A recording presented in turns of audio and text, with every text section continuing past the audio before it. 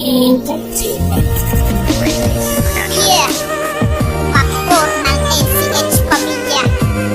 Akala mo noon, wala nang pag-asa yung buhay ko. Pero ngayon, eto ako. Dahil nakapag-aral ako. Ma, maraming salamat sa mga bahay ninyo. Kaya sumulat ako ng kanta na nagmumula sa puso ko. Alam kong ayaw niyong masira ang kinabukasan ko. Kaya ito, laking pasasalamat ko. Yo, pakinggan mo.